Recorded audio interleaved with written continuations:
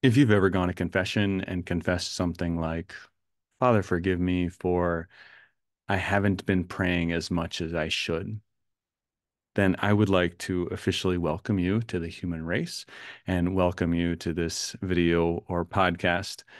Whether you're listening to this or watching it or doing it as part of the small group formation or just on your own, I think this is a very common feeling, a common area of growth that we recognize in ourselves that this is something that I should be doing as a Christian, and I should be doing more of it as a follower of Jesus. And I desire that, and yet I haven't been able to make that happen. Well, I think this is very common. And I think there's some things we can do, some principles we can enact to help make it more possible or more probable that we will follow through on it. Because we really do need to be men and women of prayer. If we want to follow Jesus, we want to be in relationship with Jesus, friendship with Jesus, then we have to be men and women of prayer. In fact, that's, I think, the best definition of prayer is the lived relationship between me and God. And if it's a relationship, then it's not just I chime in when I'm interested in something. It's not just me asking for something. It's not even me just thanking for something or praising for something. We can think of if that was the basis of any of our human relationships, how tiring that would get. If somebody was just, oh, they just ask me for stuff, or they only come over when it's convenient for them, or they just thank me all the time. You know, that it gets so annoying. um, we can think of how a relationship is so multifaceted and needs all of these aspects to it. And we can incorporate this into our prayer. But before we even get there, we're getting ahead of ourselves. We need to get even more fundamental. So oftentimes when somebody comes to confession, and if that's the primary thrust of their confession, this uh, not praying as much as I should or know that I should or missing my prayer time, then I might tell them something like this. Before you leave the church today, I want you to write these things down on a piece of paper. When are you going to pray tomorrow? Where are you going to pray tomorrow? For how long are you going to pray tomorrow? What are you going to be doing for prayer tomorrow? And who is going to keep you accountable to pray tomorrow? Those five aspects, those five components are essential if we want to develop a habit of prayer. And so, as we begin this formation series, as we begin Lent, I'm recording this on Ash Wednesday, if you couldn't tell by the ashes on my forehead, that we want to zero in on these. So let's just walk through those. First, when am I going to pray? If we just have this vague idea of I'm going to pray more, well, it's likely that we'll get to the end of our day and say, did I pray? Did I pray more? We need to know when we're going to pray to know that we actually did pray. So have look at your calendar and put it on the calendar. I do this from time to time. I put it on the calendar so I see it and can see how everything else comes into play with that and how the rhythm of the day looks. Uh, put it on the calendar. For me, I like to pray first thing in the morning because once things get going, once you open up the email, once everybody, other people in the house wake up and conversations happen, the day can very much get away from you. And there's nothing worse than getting ready for bed and going, oh, I didn't pray yet today. So I like to pray first thing in the morning. And I have other prayers that I pray during the day, so there's more to that than that. But I encourage that. But I know other people who pray later in the day. And there's certain days that, if I have my early morning, then I have my carved out time and I do that on my calendar my holy hour on Thursday afternoon, so that I remember that it happened. So I encourage you, when are you going to pray tomorrow? If you have a consistent time, pick a consistent time and stick with that. If it's an inconsistent time, then put it on the calendar so you see it and don't get into the mode. I've done this too, where things are, I'm like working really hard. I'm getting a lot of stuff done. I'm like, wow, I'm just like super productive today. And I had more time today than I thought. Oh, because I forgot to do my holy hour. So when are you going to pray tomorrow? Next thing, where are you going to pray tomorrow? It's helpful to have an actual place. And yeah, Adoration Chapel, great place to pray. But if you know that getting out of your house and getting to the Adoration Chapel and the extra, 10 minutes of driving or all that goes into that is gonna hinder you from praying, or it's gonna cut into your prayer time, maybe, then, or you have sleeping kids, or you don't have access to a vehicle or whatever, then don't make that the enemy. Don't make the perfect the enemy of the good. Adoration Chapel, the best place to pray? Yeah, pretty much. But is your room a bad place to pray? No. No, Jesus said, when you pray, go into your room and close the door. And we can do that. And sometimes that's my favorite place to pray. Just close the door, sit in a chair that's comfortable in the living room or in your bedroom or in your basement or wherever it is, and just make that your prayer spot. Some people have an actual prayer spot, a prayer corner, icons, candle, a place that kind of says prayer. That's so helpful to have a particular bit, because when we know we go into the chapel, if I go into the chapel and I'm there for 30 minutes, whether my mind wanders or I was really diligent and doing my prayer, or if I'm distracted or fall asleep, I can kind of go, yeah, well, I know that I prayed because I went to the place that I pray and I sat there for my 30 minutes. So I know that I at least did the uh, part of it. If I don't have a particular place, I'm like, oh, I was sitting on the back porch for 30 minutes staring out at the lake. Was I praying? I don't know. Sometimes I pray there, sometimes I don't pray. So so I think it's good to have a place to pray. I knew a woman who had I think 5 young kids, and so when she would pray, she would lock herself in the bathroom. That was her prayer place. She'd tell the kids, "Mom's going to be. You don't interrupt, and I'm not coming out, and unless there's the scream of death." And so she would lock herself in the bathroom and pray, and that was the place that she had to pray. The place isn't the most important thing, but having a place is a really important thing. So, where are you going to pray? When are you going to pray? Uh, when are you going to pray? Where are you going to pray? The third component is, for how long are you going to pray? If I want to pray more, it doesn't do any good to okay, at 7 o'clock tomorrow, I'm going to pray in the chair in my bedroom, the icon there. I'm going to light a candle. And then, half an hour into prayer, and I look at my watch, and 5 minutes has gone by. And I'm like, oh, I can't do this anymore. But if you set, I'm going to pray for 15 minutes, then okay, I can, I can make it another 10 minutes. I can do this. And I think that's helpful to have the time allotment that minimally I want to pray for this amount of time. Sometimes that can be difficult, constantly looking like, well, am I done? Am I done? Am I done? And that's not the ideal of prayer, but I've certainly had many holy hours like that where um, time is just ticking by so slowly. It's in those moments that I try to remind myself to and say to Jesus, thank you, Lord, for allowing it to seem like we've prayed for more time than I've actually prayed, and leave it at that. But knowing how much time I'm praying. If you're trying to start off praying, do not start with, I'm going to take 2 hours of prayer every single day. No, that's something you will fail at, and then you will stop praying altogether. Because of course, the enemy of the spiritual life, the devil, is always trying to get us to stop praying. And so we want to pick a number that, yeah, I can do this.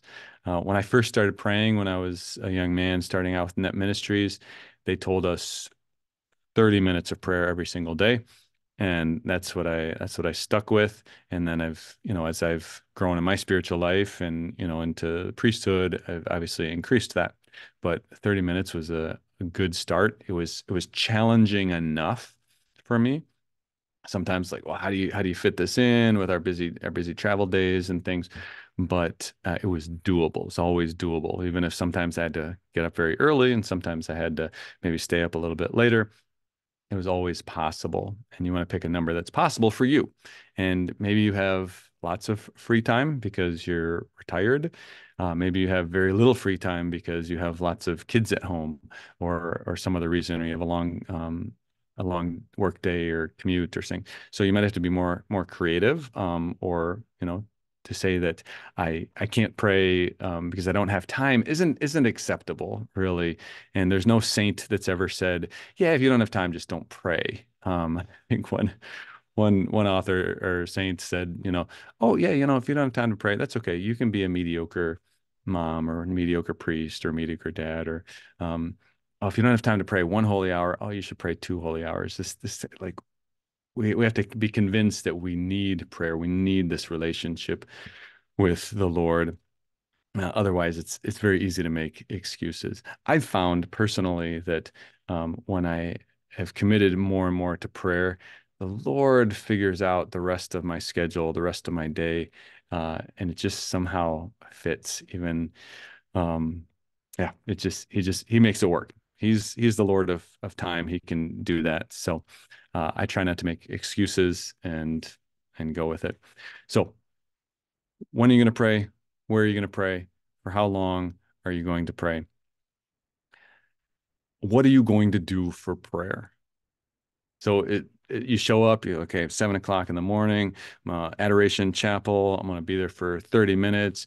And what am I going to do? Uh, well, there's not a right or wrong here. Uh, is there certain types of prayer that are better than other types of prayer? Yeah, there's a growth. Our prayers should look differently once we've been praying for many, many years. My prayer when I first started off praying was a little bit more formulaic. And now in my journey, it's a little bit more simple.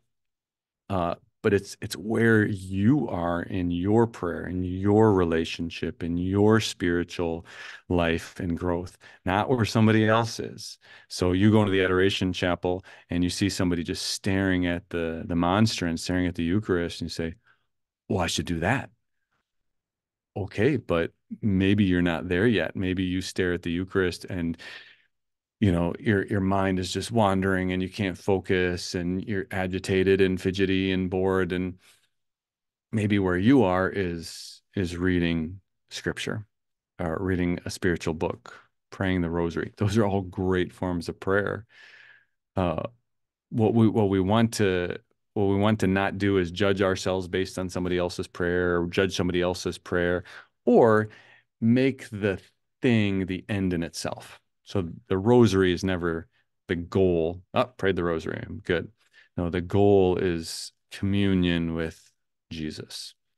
The goal isn't, well, I read 13 pages of the Bible while I was in adoration today. No, the goal is learning to listen to the voice of Jesus. The goal isn't, I sang 4 songs when I was in my prayer time. The goal is praising Jesus. It's always about friendship. It's always about communion. If if it becomes the end in itself, then uh, we're missing it. Okay, so sometimes the what will change. What I'm doing in prayer, it might change. It should change. It should grow. It should expand. It should become more simple, but it's never, never the end. So anytime when you're praying, if you're praying scripture, praying the rosary, or singing or reading a spiritual book, if you kind of sense the Lord coming close to you, stop. Just stop right there. Stay right there with the Lord. And as long as that sensation stays with you, sometimes it's felt, sometimes it's just understood, just stay with that as long as it's there. That's not the gauge of prayer, but it's a helpful indicator that okay, something's going on, and little gifts that the Lord gives us. The so we got when, where, how, what. The last one is who. Who is going to keep you accountable? If you're walking in a small group, then this is a great accountability group to bring that up. Hey, how's your prayer? I'm struggling with it. How's your prayer? I showed up for prayer every single day this week. How's your prayer? Well, I felt like I was led to read this, and this is what the felt like the Lord was, saying to me, to have somebody to share prayer with, to hear their prayer struggles, their prayer journey, their prayer story. Those are helpful. To have somebody who can encourage you and keep you accountable to pray. If this is somebody who lives in your house, spouse, brother, sister, roommate, maybe it's you say, hey, if you see me at the breakfast table, will you ask me, have you prayed yet today? And if I haven't prayed yet today, then you get to tell me to go and pray. That's good. You have to give them permission to keep you accountable. You can't just expect them to do it, and you have to actually allow them. Uh, I knew somebody who his own personal rule was, if I haven't prayed by lunchtime, I don't eat lunch. I use that half hour to do my prayer time. And maybe you have a similar rule, and maybe you have a coworker, and you say, "Hey, if I want you to ask me if I've prayed at lunchtime, and if I haven't, I'm going to leave and go pray." Or if, friends, if you both commit to, we're gonna pray, we like to hang out, and maybe we're getting together, like, oh, you know what, I haven't prayed yet today. Let's just pause for a half hour. I'm gonna go into the chapel, and then I'll meet you afterwards. So having somebody to help you along that journey is crucial. And this is the essence of religious life, monks, nuns. You're with a bunch of people who pray, and you show up, and the bell rings, and you show up, and that's when you're supposed to pray, and you have to pray at that time. And um, that's that's good. When I was in Net Ministries and first starting out praying, we all committed to this. So, it was easy. You see one of your brothers or sisters on the team in the corner, reading their Bible, and you say, "Oh yeah, I gotta do that too." Um, and so it was helpful, it was built in. But if you don't have that atmosphere, that culture around you, uh, you have to be a little bit more intentional about it and find that. So those five components, when, where, how, what, who, are crucial. And as we start this Lenten journey in particular, I really encourage you to write those down and stick with them. The most important thing, though, the most important thing when you're trying to start a habit of prayer is simply to show up. Just show up every single day, whether the day before seemed like it went really well or went really poorly or was really long or really distracting, or oh, I missed the exact time, I got there late. We have all sorts of excuses not to pray. So just show up. Just keep showing up. I have a spiritual director as a priest that I meet with regularly, and that's regularly what I'll say. And he'll ask about prayer. I'll be sharing about prayer, and I say, all I can say is I show up. I'm faithful. I keep showing up. I don't always feel like anything is happening in prayer, but I see the fruits of it later. And that's important. The fruit of my prayer is not what's happening in prayer. And oh, that felt like a great prayer time. The fruit of prayer is, am I growing in peace? Am I growing in joy? Am I growing in generosity? Am I growing to be more and more like Jesus, who's the one I'm spending time with? Because prayer is how I live out my friendship with God. So, my encouragement to you: when are you going to pray? Where are you going to pray? How long are you going to pray? What are you going to do for prayer? Who's going to keep you accountable for prayer? Get those five components, keep showing up, then we're going to have a good Lent. We'll see you next time.